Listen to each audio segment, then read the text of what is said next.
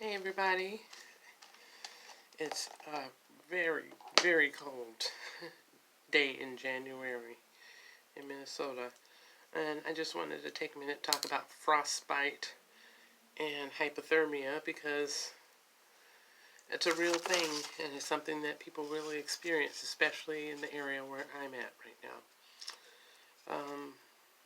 We just had another mask mandate put back into place for the Twin Cities, and people are always eager to get out, but if you get out, there's some things that you're going to want to be aware of so that you can avoid spot and treat frostbite and hypothermia.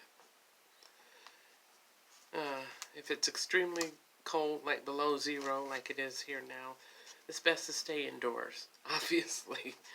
But I know people still want to get out. Some people want to do sledding and snow tubing or skiing or snowshoeing or just to be out because we've been kind of cooped up for a long time. But if you're going to go outside, make sure you're dressed properly. You got to be careful, especially about your nose, your ears, your toes, and your fingertips. So wearing a scarf or a knit mask to wrap around to cover your face, which I did another video before where I was actually showing myself doing the layering on the things, but this is just a quick reminder of everything. A hat, because heat escapes from the top of your head. Make sure you have some kind of hat on your head. A knit hat is preferable over a baseball cap. You're going to want to have on a water resistant coat, something to keep moisture out. Several layers of loose fitting clothes, like a no sleeve t-shirt, a short sleeve t-shirt, long sleeve shirt, maybe a sweater over top of that, or long johns underneath all of that. But you want to have several layers on, because when it gets cold like this, it's no joke. Wearing mittens or gloves to protect your fingers, because when your fingers freeze, once they get frostbit, you have issues for years to come. As I've known through other people that I've seen experience that. Snow pants, if you're able to get snow pants. I'm not sure how many places are out there that sell them at an affordable price right now. It used to be really easy to go to Kmart and Target or Sears and get them. Right now, I don't know what's out there. I have mine and they're like gold. Something that you definitely want in this weather. And you want to have some water resistant boots to keep the moisture off your feet. Because again, if your feet get frostbit, it's no fun. You also want to make sure that your hat or your scarf or muffler or whatever covers your cheeks and your chin, because those are also sensitive areas on the body. Now, when someone gets frostbit, they're usually unaware that they're frostbit because that tissue has become numb, and they won't become aware of it until later, and it will be painful later. The signs and symptoms of frostbite is the redness or pain in any area of the skin. That may be the first sign. Other signs could be a white or grayish yellow skin in that area, or the skin feels unusually firm or waxy like. Or if you can tell that it feels numb, then yeah, you got frostbite. Hypothermia, signs and symptoms. Well, first, hypothermia it happens when the temperatures are very cold, but it also can happen if it's more than 40 degrees. If a person is wet from sweat or rain or water, and they become chilled all of a sudden. But those signs and symptoms are shivering, which is obvious, exhaustion, confusion, fumbling with their hands, memory loss, if they have slurred speech, or drowsiness. And in babies, it would be bright red, cold skin, and very low energy. So if these things happen, what are you going to do? Seek medical attention, obviously, as soon as possible.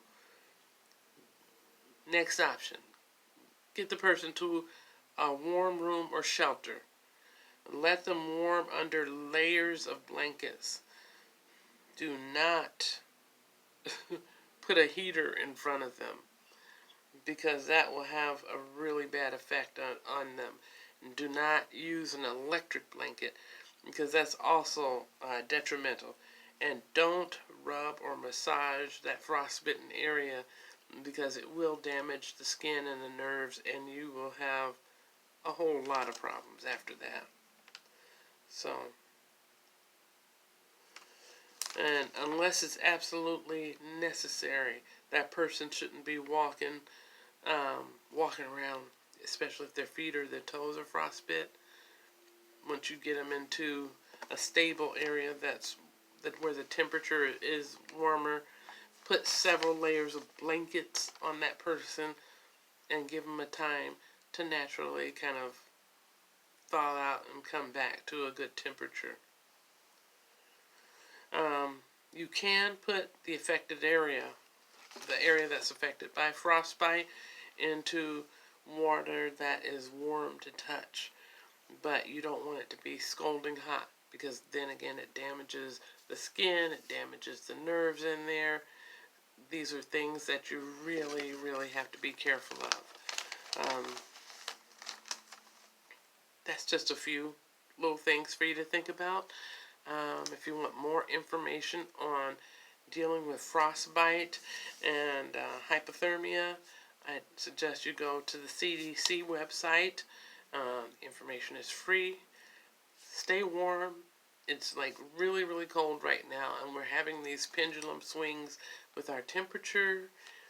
We're having all these variants going on with the virus as well. So, like I said, we have mask mandate again.